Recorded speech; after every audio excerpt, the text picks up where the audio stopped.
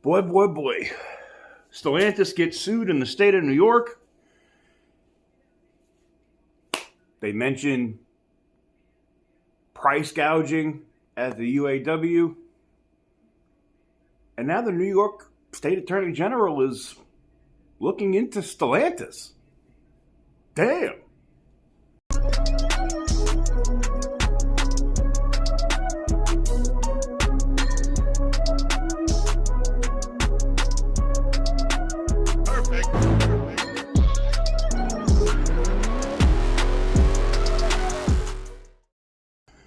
What is up, guys? Welcome on back to TK's Garage. And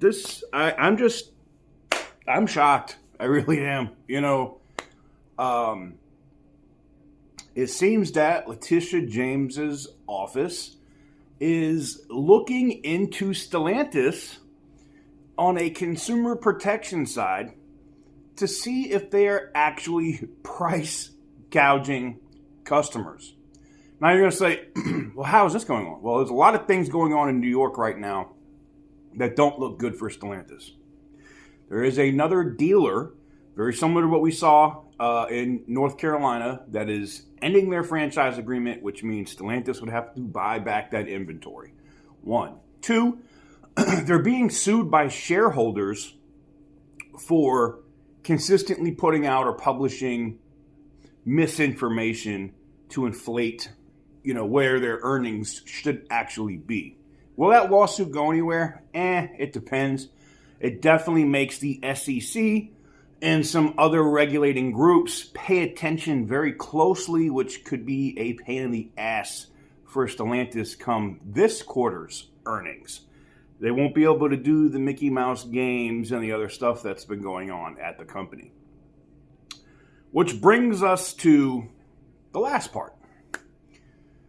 Leticia James's office has been sending out representatives to different dealerships, not to find out what the dealership is selling the car for, but to get a how much were you paying for this exact vehicle on this date, and how much are you paying for it now? Now you're going to say, well, why does that matter? Who cares? Well, it matters because if the New York State Attorney General is trying to get pricing or invoice pricing from dealers to find out if dealers are paying 20, 30, 40% more for that same model vehicle, and in case you want to know what model it is, in this case it is the Chrysler Pacifica is what they were using as the model, okay? It looks to me, because here's the thing.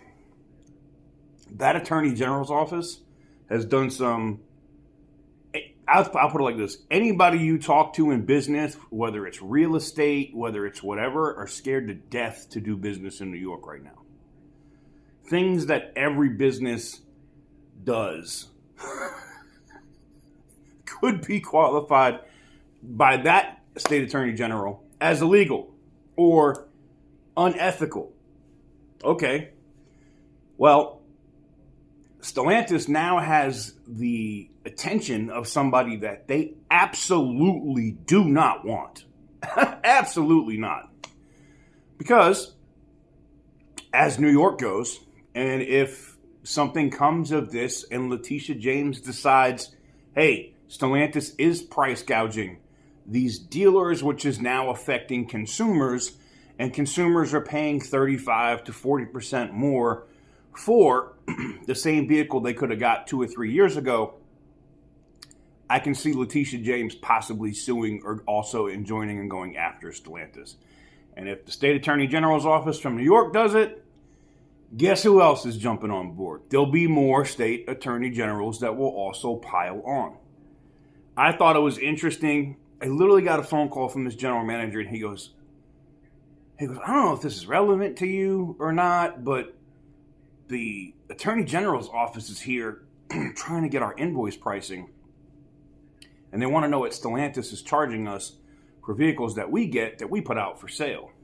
And first thing I said was, ooh, I was like, I told this general manager, I said, ooh, are they coming after you? Like, did you sell somebody a car like with a $10,000 lug nut or something? Like, and no. Of course, he goes, no. They assured me that they have no issues with our dealership, and it wasn't just his dealership because he got a call from a friend of his that works at another store about 40 something miles away, and they did it there too.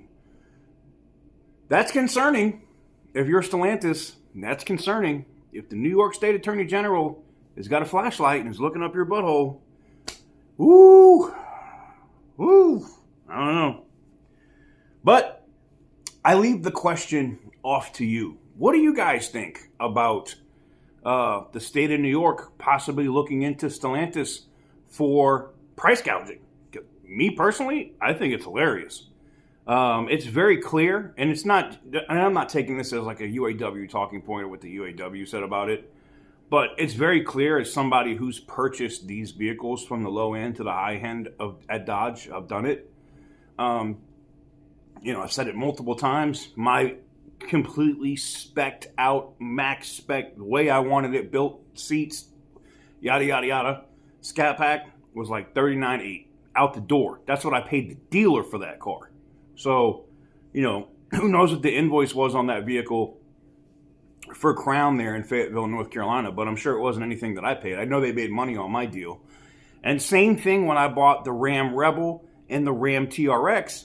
In the Rebel's case, I think that truck was $57,000 out the door, fully loaded, 12-inch screen, everything, $57,000. And it just came off the truck like the day before. It wasn't like it's been sitting there for 60 days or whatever. $57,000.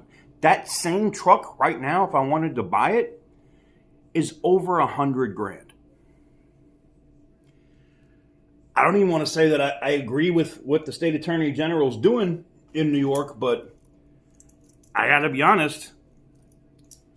They're not looking at it for no reason. They're looking at it for an actual reason. And I think that this is going to come back to bite Stellantis in the ass very hard. Let me know what you guys think in the comments section down below.